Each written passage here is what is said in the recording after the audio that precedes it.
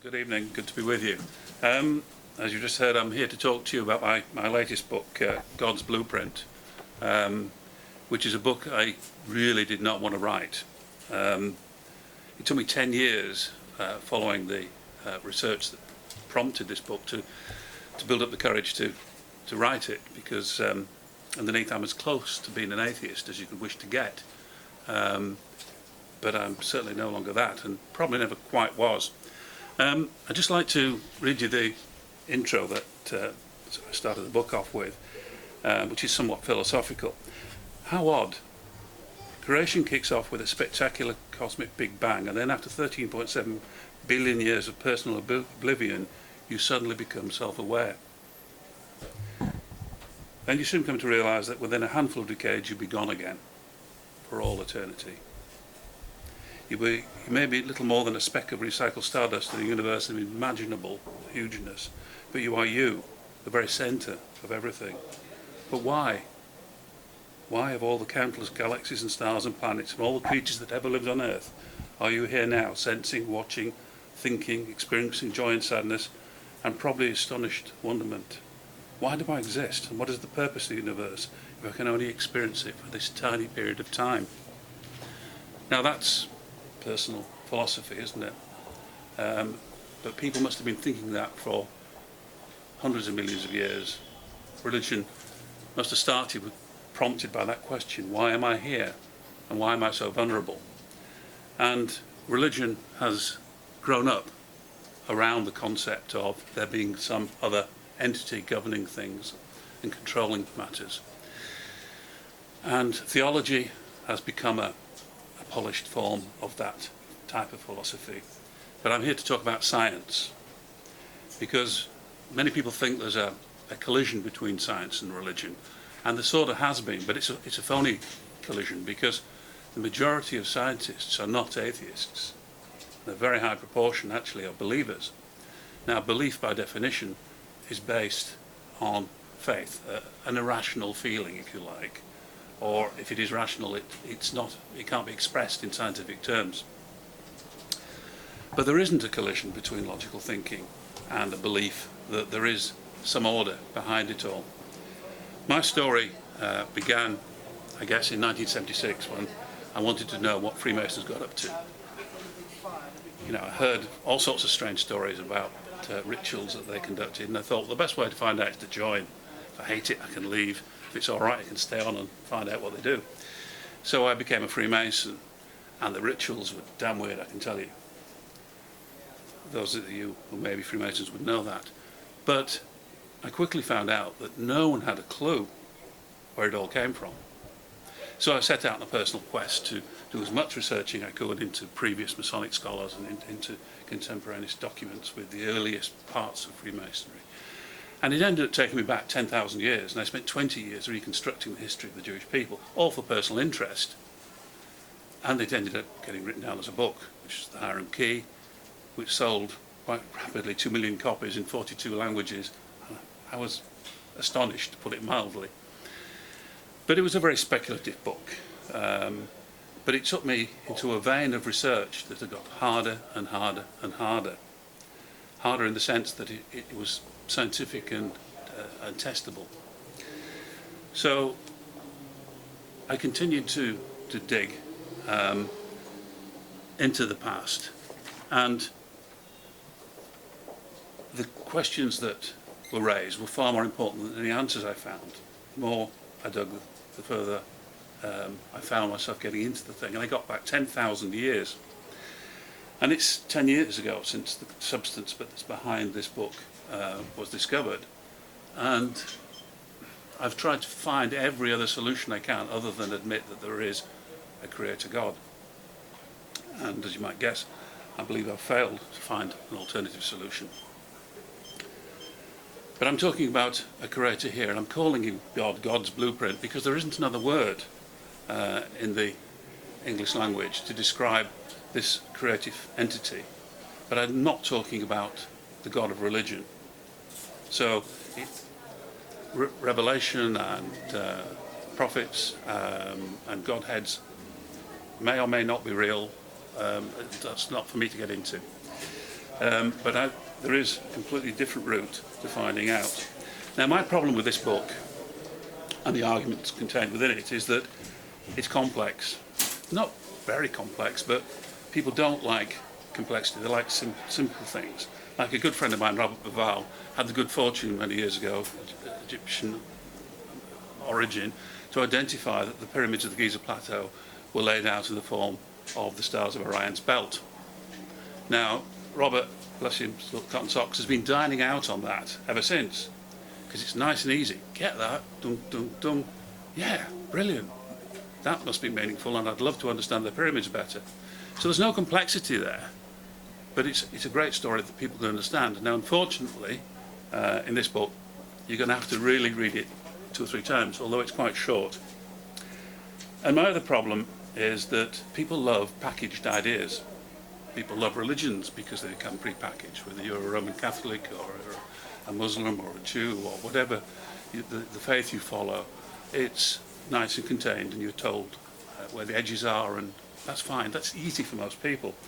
And fixed ideas, life is full of them. And I mentioned some of them in here just to put a frame around the main argument. For example, I mentioned, as I have in the past, the story of Christopher Columbus discovering America.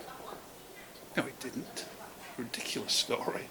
After my first book came out, I was contacted by Fred Olsen, the Norwegian shipping magnate, who said, "You're quite right about Americas.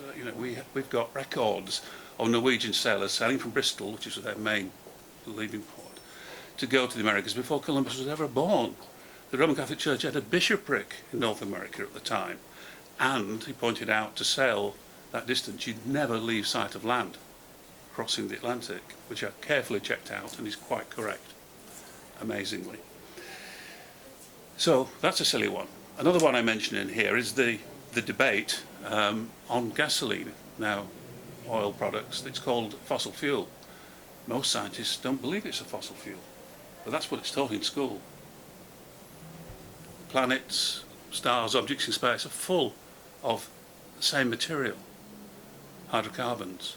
Why is it on Earth we think they made a squidged fish? I mean, leading astronomer Sir Fred Hoyle said it was the silliest theory he'd ever heard, that it's made a squidged fish.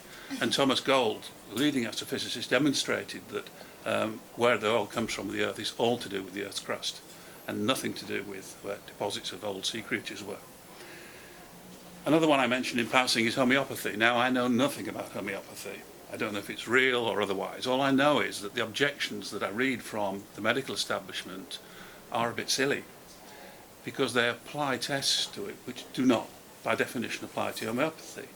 Now, if you're going to test it, you've got to find a way to test it in its own terms. But people will insist that this is the legitimate science, this is the way you have to test in groups.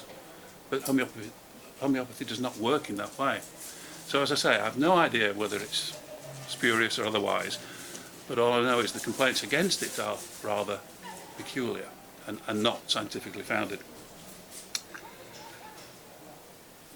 Now, I've had a few friends read the book and report back to me, and one of them was a guy I've known since the 1980s when we founded a research company together. He's a chemist by background, and he's got a PhD in psychoanalysis. And he's really proud of the way his brain works. He's a very clever guy. And he read the book, and I said, "Are you still an atheist?" He said, "Well, no, you've really got me moved." I said, "How far have I moved you?" He said, "Oh, about quarter way on." And then I pressed him on the contents, and he said, "You're right, I've been dishonest, haven't I? I've got to start my thoughts from the bottom upwards and reassess everything." He said, "I've cheated myself and I feel so ashamed." So he went back and he came back and said, "I'm not an atheist at all. I think you must be right." Now, when I say God's blueprint, what do I mean? Well, imagine in a million years' time some archaeologist is digging away at the soil and they find this rather well-preserved metal object, and it says on the front, Ford Mondeo. After a million years it's still measurable and you can test it. You'd soon deduce the metric system, because it's built using the metric system. And that would become very self-evident.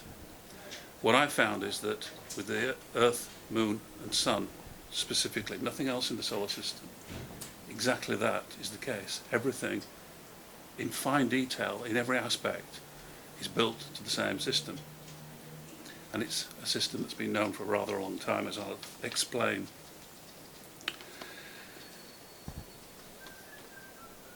In the book, I mentioned that an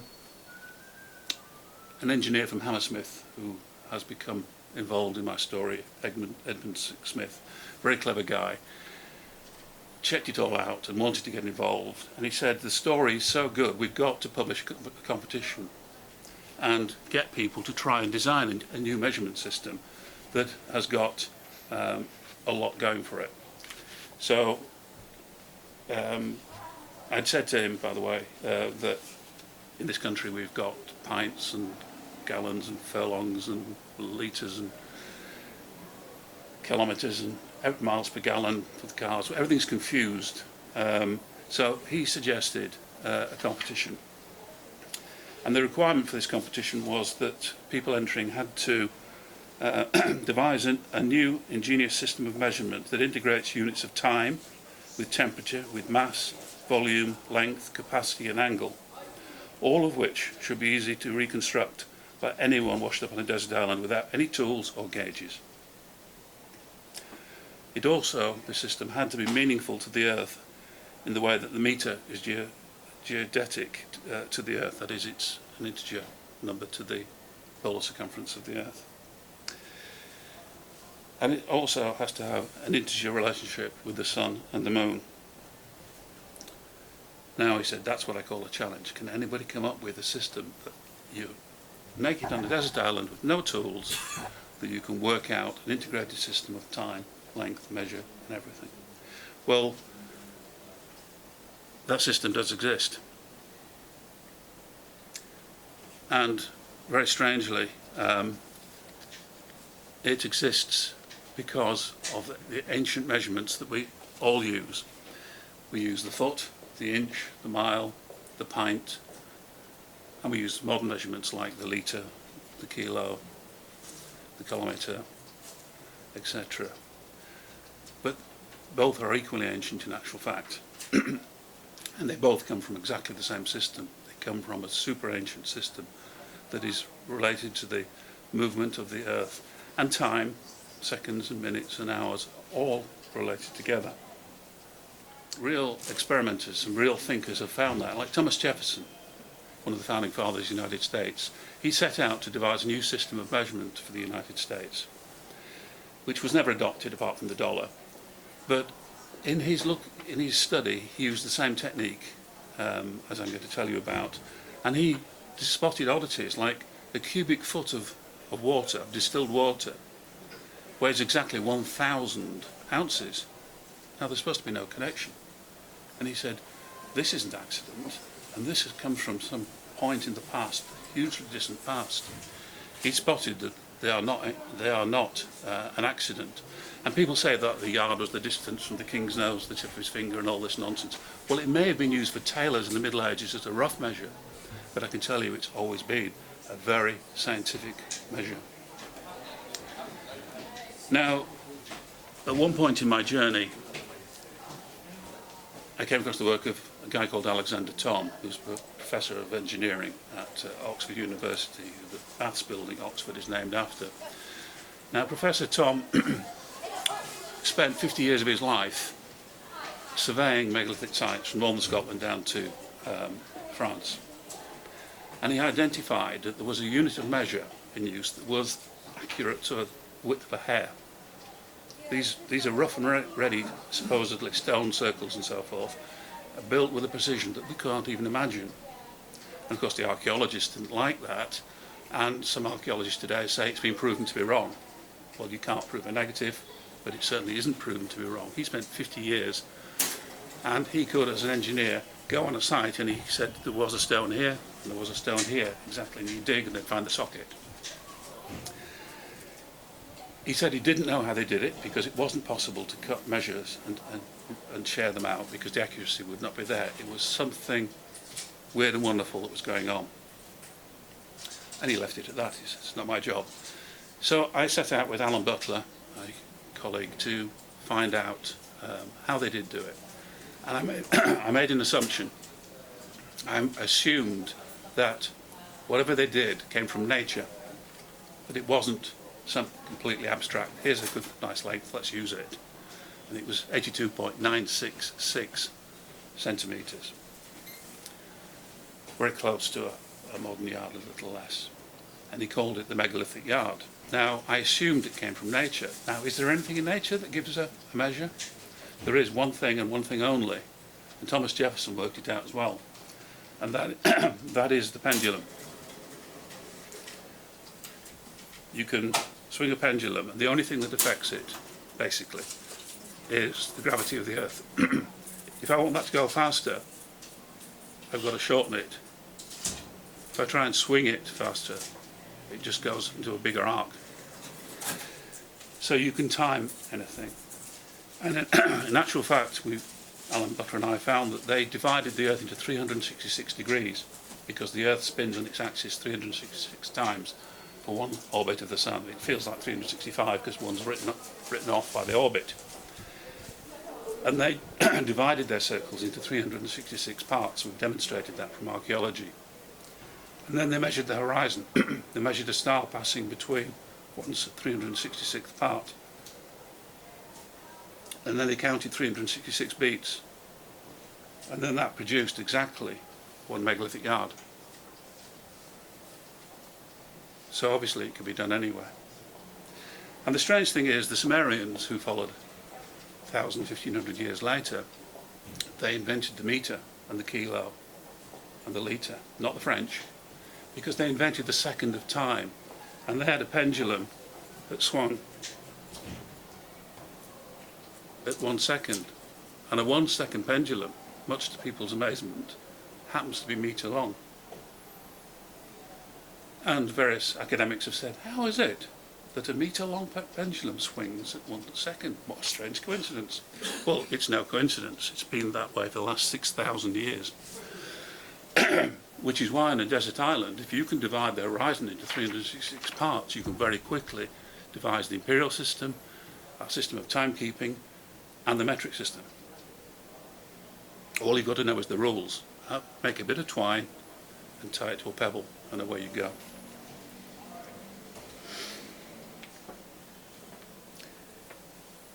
Now, a lot of the megalithic sites in this country were built to these exacting measurements as identified by Professor Tom, but they're also sited perfectly.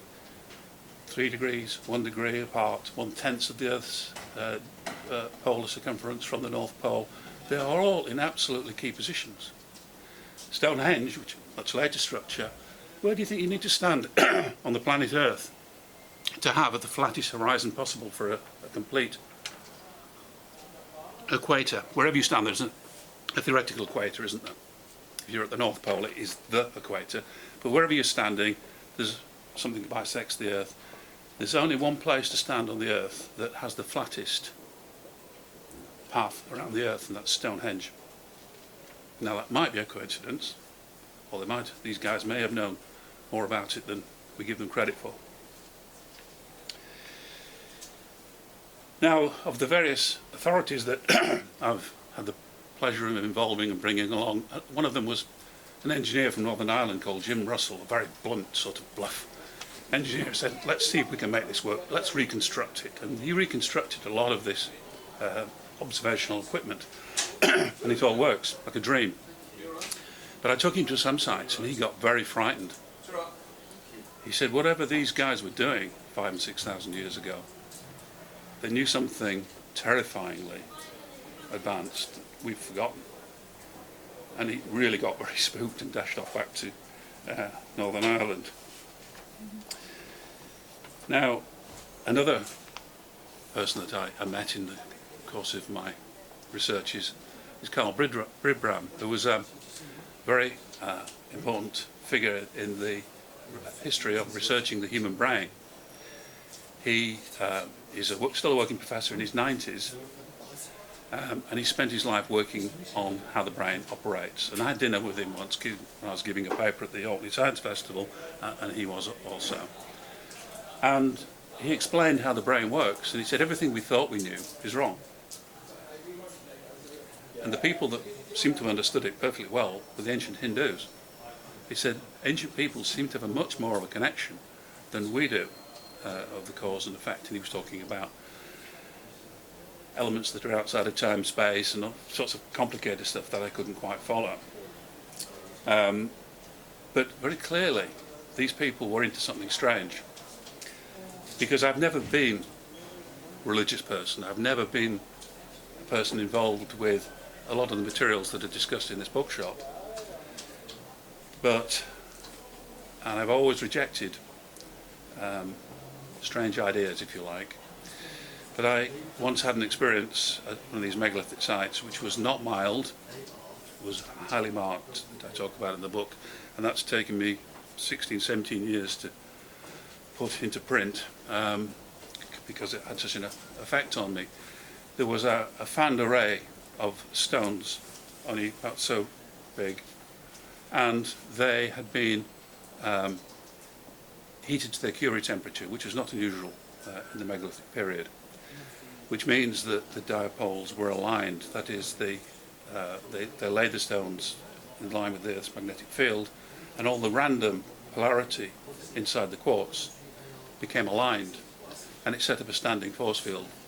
And as myself and my colleague moved between the rows, which were only a small distance apart, our mobile phones went from full signal to zero, full to zero, full to zero.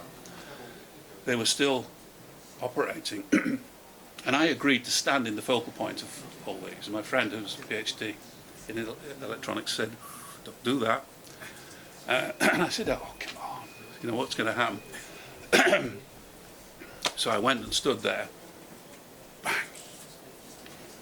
Bright blue light, absolutely the brightest blue light I've ever seen, within seconds. And then this rushing feeling around my face like water. And I couldn't think of anything apart from staring into this blue light. And apparently I stood there for about 10 minutes or so before I slowly walked away. My colleague had been shouting to me. He thought I was messing about, but I wasn't. And as I walked away, my head was feeling like a Belisha beacon. And that continued for 3 days. And during those 3 days, I was 100% psychic. I'm glad it went away, but my friend would stand in the room behind me and draw shapes. And I would see them, and I'd draw them, and they were the same.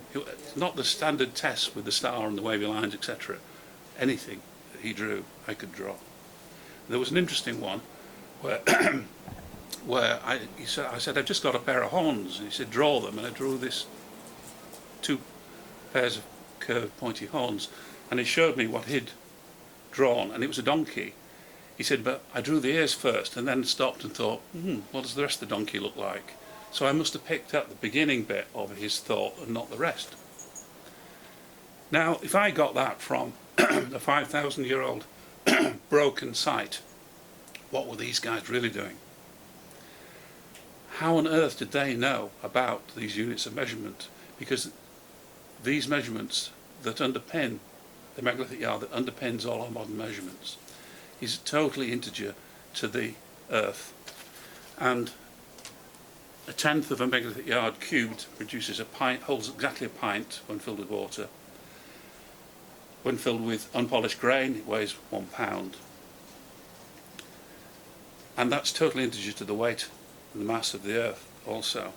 How did they know all that? And the moon, it applies to the moon and to the sun. I can't go into it now because numbers would be too confusing. But if you read the book, you'll see what I mean.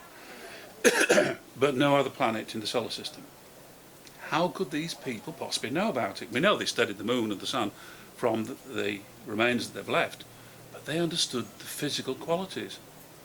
Now, the only thing I can think is that they had a means of connecting with the planet that is something we've lost. And they were feeling its soul, because it goes to temperature, it goes to music.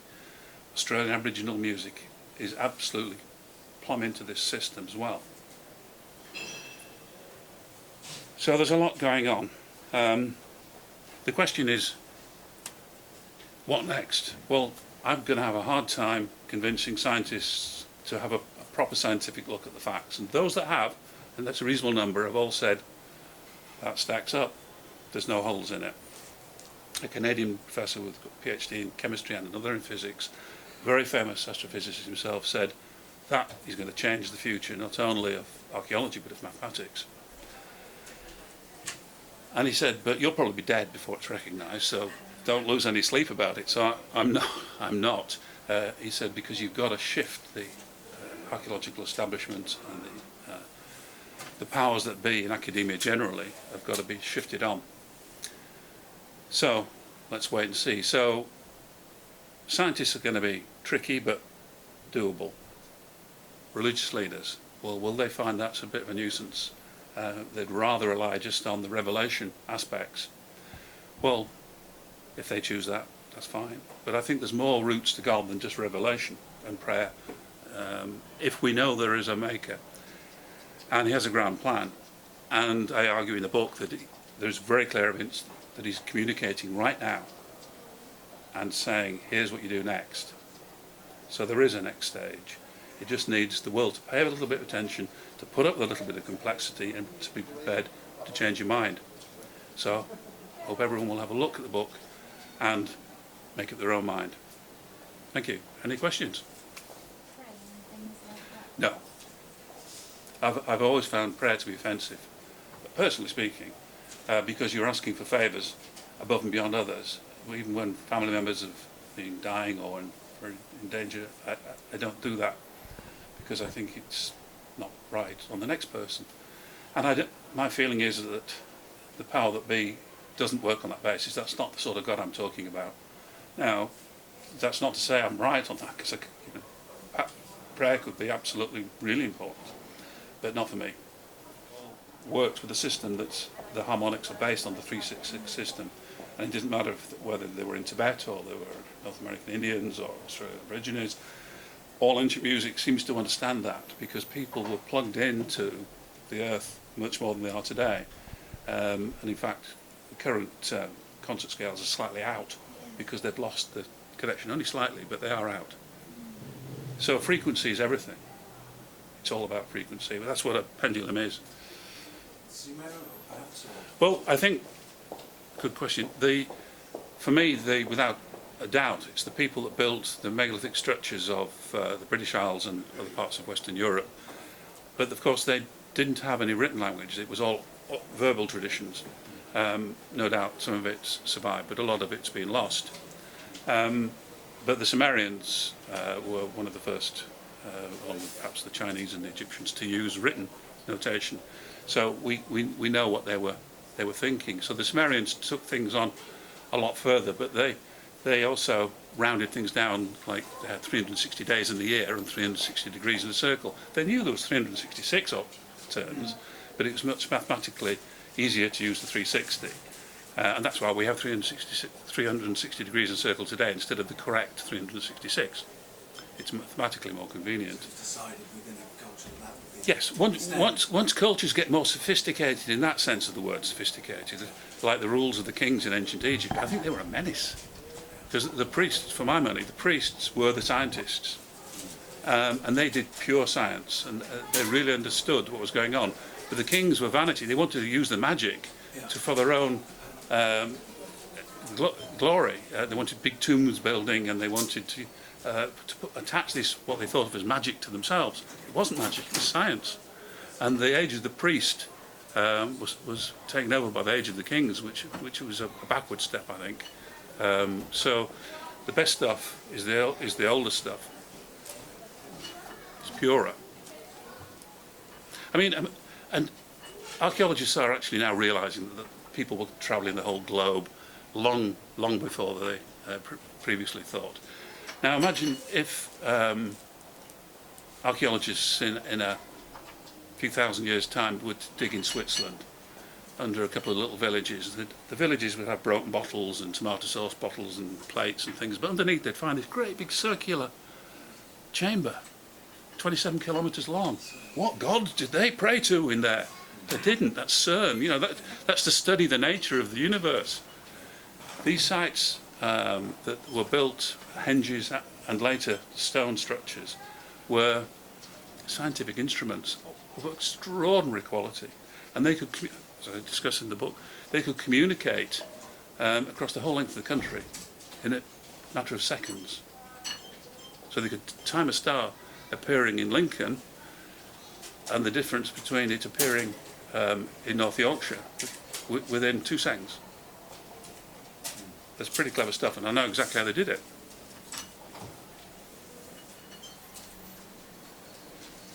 When you were researching for your book, did you say anything in it about ley lines? Well, ley lines, I haven't, because ley lines are on the list of things that I've sort of thought, nah, rubbish, in the past, because we can't define exactly what they are. But what is interesting is that there are connections, there are things happening that are odd.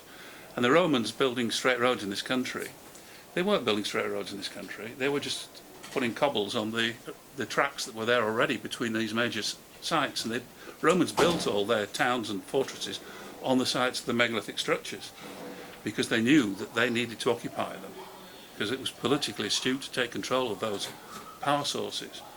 So they may have accidentally dropped onto ley lines, if they exist, I don't know. If someone can tell me what a ley line is, I would be interested, but it's when I see that force field that I mentioned that had this strange effect on me, maybe there are things happening with them. So I wouldn't dismiss them at all like I might have done a few years ago.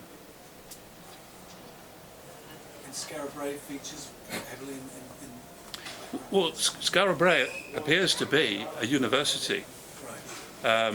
because based on Orkney there, we know that there were rooms all identical, and there was one that's locked from the outside, not from the inside, which is a bit odd. But they also know from looking at the midden heaps that there were nothing like enough heads to go with the cattle that were consumed. So they were importing butchered meat, and there were never many trees on the island for cooking purposes, so they were probably bringing fuel in as well. So they were there for observational reasons, because different points and different latitudes have got different benefits, astronomically speaking.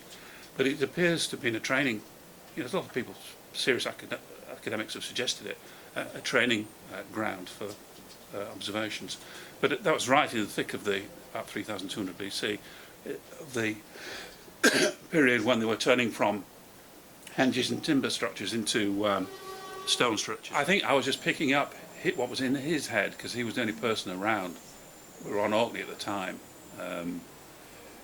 speaking at the Orkney Science Festival, and there was no one else around where we were. So I don't know if it's because he was on the site with me, or whether we were just in close proximity. I don't know. But it was relentless. It happened, he drew something. I said, I've got a keyhole. So I drew it. And then he showed me what he'd drawn. He'd drawn an orchestral triangle on a ring, which was exactly the same shape. But I'd described it as a keyhole, but it's the same thing, and it went on and on and on. Try and download answers. Obviously, that was a passing accident, because I expected precisely nothing to happen. When I do it next time, it'll be with all the relevant scientists, an array, and I've got the number lined up, and on camera, and get people to think in advance of the experiments that need doing and the controls that need putting on them, so that we can be fairly sure there hasn't been any mistaken transmission of information, for example. So it's going to be interesting when I get there. Modern question. You've got a website that we can. I don't, because this is all hobby stuff, and I'm busy business person, so it's done for the love of it. I am contactable if you want to contact me, but I don't have anything. I just, when I feel I've got something to say, I write it down in a book, and out it comes.